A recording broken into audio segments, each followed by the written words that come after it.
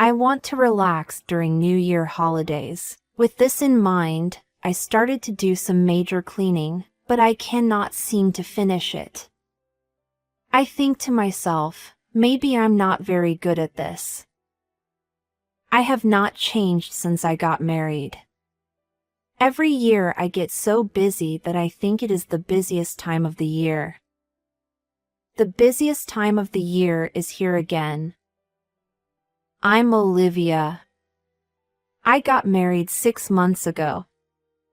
I met my husband John through a friend's introduction, and after 3 years of dating, we got married. My husband has an older brother who is married to Amelia, and they have an 8-year-old son. Every year, as the year-end approaches, they visit their parents' house and spend time together as a family. This is my first time experiencing it since getting married, so this year I finished the house cleaning early and prepared to return to my in-laws' house. On December 31st, around noon, my husband and I headed to my in-laws' house by car. If you can enjoy myself, that's all that matters, even though you might be a bit conscious and careful since it's your first time spending New Year's at my parents' house. But I'm really nervous. I wonder if I'll be okay. Because I'm clumsy and inefficient. Don't worry. Mom may be a bit different, but if anything happens, I'll protect you. Don't worry. You know, we also have my sister-in-law here. Yeah, that's reassuring. But don't worry. Your mom is a good person, so... Oh, I'm glad to hear that. I'm looking forward to sushi. I love sushi. It's such a joy to have sushi with family and celebrate New Year's. Yeah, that's right. It's all about enjoying yourself and having a good time. At our year-end family gathering, it seems they always arrange for premium sushi to be delivered, and both my husband and I were really looking forward to it. And I was completely reassured by my husband's kind words. When I arrived at my in-laws' house, my mother-in-law welcomed me, but she immediately said that the year-end starts with cleaning and she made me clean. Later, when my brother-in-law and his wife arrived, they complained about being late with a frown on her face. The rough atmosphere overwhelmed me somehow. As we started cleaning, things turned out to be quite difficult. It was too dirty and messy that it made me wonder how much cleaning hadn't been done. Could it be they intentionally left it like this for this day? It was a situation that gave me a sense of distrust. And then, there was the dinner we had been looking forward to. As we started serving the customary premium sushi, my mother-in-law started assigning tasks one after another. Since there's chicken in the refrigerator, please make some fried chicken. Oh, we don't have any soup, do we? Eventually, she even asked me to buy more beer because we ran out. I wish she had told me earlier. I'm so hungry, and that delicious-looking sushi is put on hold. My stomach is rumbling. After finishing cooking, I quickly went to the convenience store to buy some beers and hurried back. And then, to my surprise, all the high-end sushi was completely gone. As I stood there dumbfounded, my mother-in-law. Great job! It was so delicious that I ate it all. The bluefin tuna here is amazing. The sea urchin and salmon roe are also fresh. What? Didn't I tell you to save Olivia's portion? Oh, right. Olivia, over here, over here. Then I was led to the kitchen, and they brought out something unbelievable. Here you go. This is it. Look, it suits you, Olivia. It's filled with luxurious seafood. Be grateful. That's what she said, and my mother-in-law brought out an instant noodle. I ended up eating it alone in the kitchen, feeling lonely. I clearly felt that her actions were deliberate acts of harassment, so I didn't care anymore. And every year, her malice was waiting for me to make sure I couldn't eat sushi. I had been enduring it for 4 years. As usual, I went to my in-laws' house and finished cleaning, but then my mother-in-law suddenly said that my uncle was coming this year and asked me to go pick him up at the station. My husband offered to go, but she said he had to replace a light bulb. I went to pick up my uncle by car and waited, but he didn't come. After more than 30 minutes since I arrived, I received a call from my mother-in-law. It was a message that my uncle couldn't make it. I couldn't believe it, so I returned to my in-laws' house. Sure enough, all the sushi was gone. I had been relieved because she said my uncle was coming. I was naive in my thinking. After 4 years, I couldn't stay silent anymore. I couldn't enjoy the high-quality sushi with my relatives at my in-laws' house. You take this. Every year it's just a cup noodles for me. Oh, don't worry, because this will be the last year. I got seriously angry. And then, something unbelievable came to light. What? Don't assume that this is the last. Don't make assumptions on your own. We'll continue doing this from now on. Is it fun for you to do this every single year? The image of you before marriage, where did it go? It disappeared, didn't it? Oh, that wasn't me. I'm not kidding about having to take care of my daughter-in-law. I see, understood. I don't care what happens next. What are you saying? Don't make fun of me. Upon hearing that, she got angry and went to the living room. I had set up something to make this the last time. And as I sat alone in the kitchen eating a cup noodles once again this year, my husband came. Upon seeing me, he got furious with his mother. Why is Olivia eating cup noodles? Is it happening again? What are you talking about? She said she wanted to eat it. I have never said such a thing. Don't lie to me. Every year, you give me these so-called fancy cup noodles, but you never has any intention of letting me have sushi, right? What? Every year. I didn't say anything because it's about your family, but this happens every single year. What did you say? Enough with the jokes. What an outrageous wife. I have never done such a thing. You're disqualified as a wife, just like you. Cut it out already.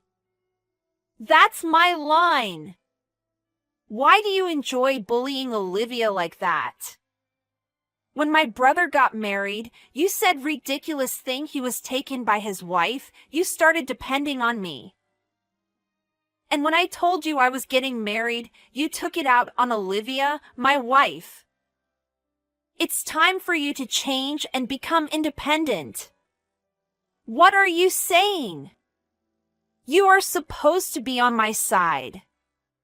You are the child I gave birth to, so you should be grateful to me, right? That's a separate issue altogether. Don't you have any empathy as a human being? A life of dependency is the worst thing. I have my own life, so... I'm sorry, but I'm leaving. I will never come back to this house again. Wait a minute. John, are you betraying me?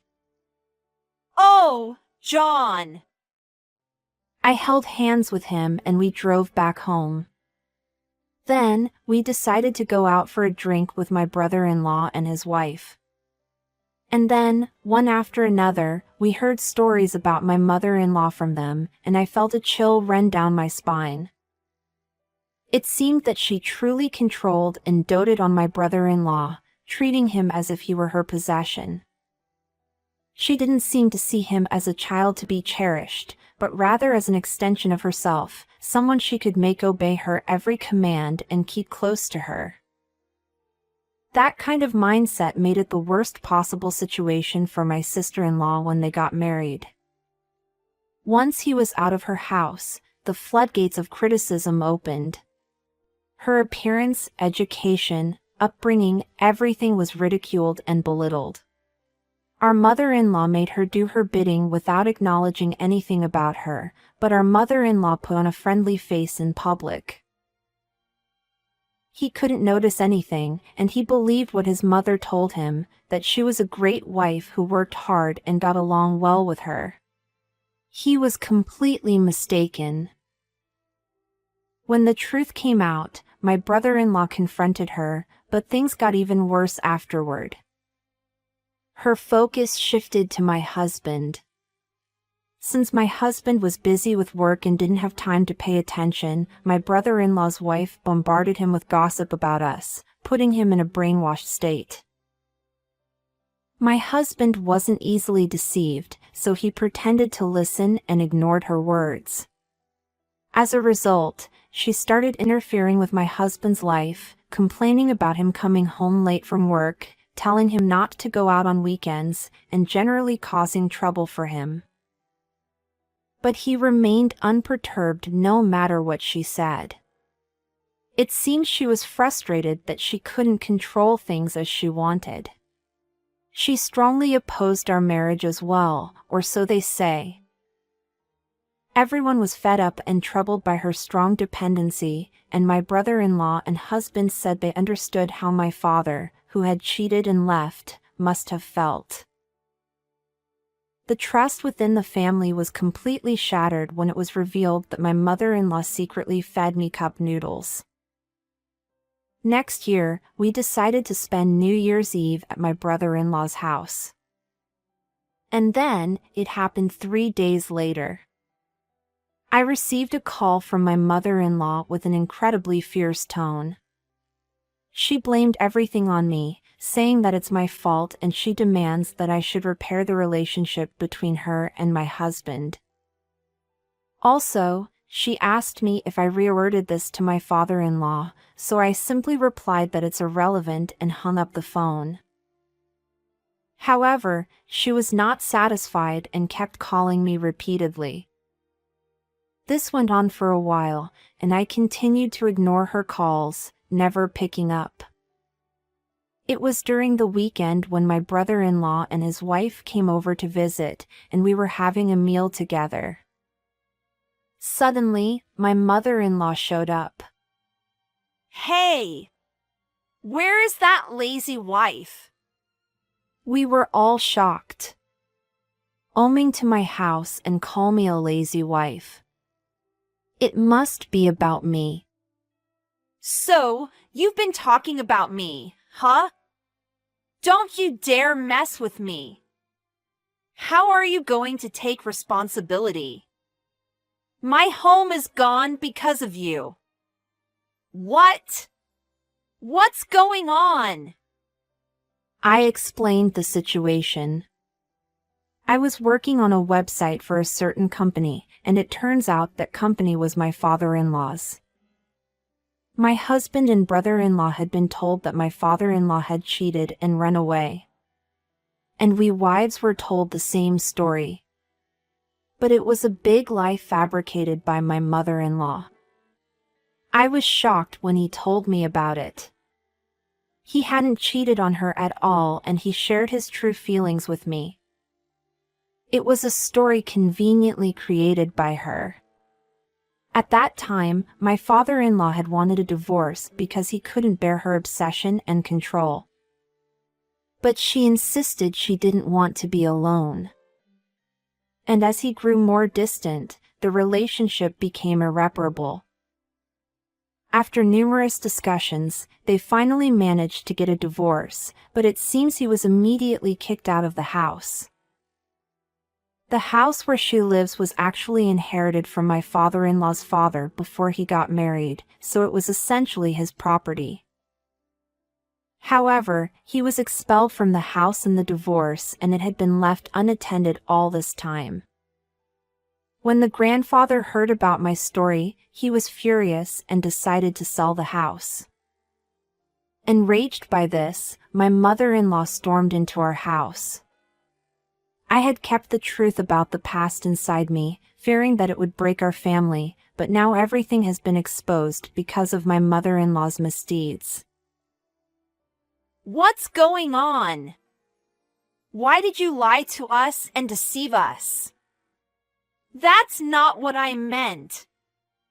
That man was definitely cheating. That's why he always imposed his opinions on me, taking away my freedom. He thought that by doing that, he could get a divorce. He is just a simple-minded idiot. Here we go again with your assumptions. You start making assumptions to suit your convenience. What are you talking about? What I'm saying is not wrong. All the blame falls on that man. So, did you have evidence of his cheating then? It was just you jumping to conclusions. No wonder he would get fed up with this. Stop it! You two are here now because I gave birth to you. I am your benefactor. You are my ally. So stop siding with that man who doesn't deserve it. You keep speaking ill of him, but he hasn't done anything wrong. And yet, you pushed him to the edge. And now you say it's all his fault? Enough already! Don't you understand when I tell you to stop? It's like everything becomes my fault. I haven't done anything wrong. Don't you dare joke around. Even my husband felt anger upon learning this truth and blamed his mother. And then, it happened. My usually quiet brother-in-law had a flushed face. Even my sister-in-law sitting next to him couldn't hide her surprise. And then, my brother-in-law stood up. Enough is enough. What the hell is going on? Don't you know how to praise others? You've been trapping your own husband, trapping your son's wife. It's a series of cruel actions. Don't you think we should support and help each other more?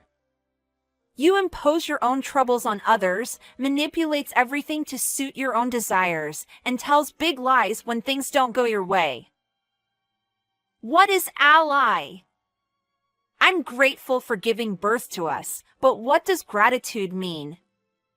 Our lives are sustained by my father's support, by helping each other. Isn't that what family is about? This is no joke. From today, I sever the bond between us as parent and child. Leave! My husband was also surprised by this. My brother-in-law, who is usually not talkative, was supposed to be the one who listens while my husband speaks, but now the roles had reversed. Even my mother-in-law fell silent. And then, she was on the verge of being driven out, but she fiercely resisted. You've all been manipulated by your wives, and your personalities have changed. Realize that you're mistaken. Now the conversation turned toward us, the daughters-in-law.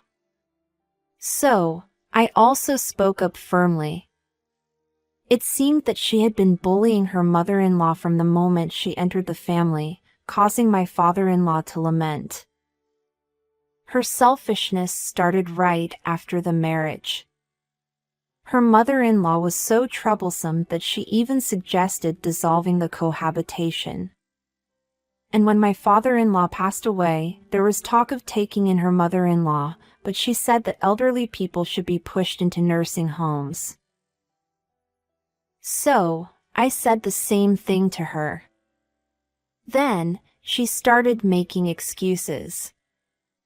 At that time, it was that my mother-in-law who was selfish. She treated me like a slave, making me do cleaning, laundry, and household chores. That's why I said I wanted to leave and dissolve the cohabitation. Even when my husband passed away, she said she didn't want to live with me and went to a nursing home on her own. Don't blame me for it. Is that so? How did she treat you who can't cook like a slave? It's an interesting story. Mia next door at your place told me about it. She said that you have always been terrible and your mother-in-law used to cry. What? That's. Don't make fun of me. You're in the position of a daughter-in-law, aren't you? Got it? It's because of you that I lost my home. Since I have no place to live, I'll be living here from today. I'm sorry, but this is my father's house, where you always speak ill of us. I inherited it after my father passed away, so I won't allow any arbitrary actions. You're abandoning me? You're saying you'll abandon your parent? Well, that's exactly what you've been doing all this time, haven't you? So, about that. She reluctantly had to leave. Until the very end, she clung on, but there was no word of apology. My brother-in-law and husband declared a complete cut-off and even blocked her on their phones. Without hesitation, I also blocked her. Then, my brother-in-law and husband reunited with my estranged father-in-law. Misunderstandings were cleared up, and now they go out for drinks as a family more often. My mother-in-law contacted my father-in-law and said she was working in a live-in job in a different region, but the stress was driving her crazy, so she wanted to reconcile. However, he had no such intentions and felt happiest when drinking with his son. As for me, I'm finally expecting a child and looking forward to the day when our entire family will welcome the new arrival. I cherish the bonds of family and intend to continue supporting each other from now on.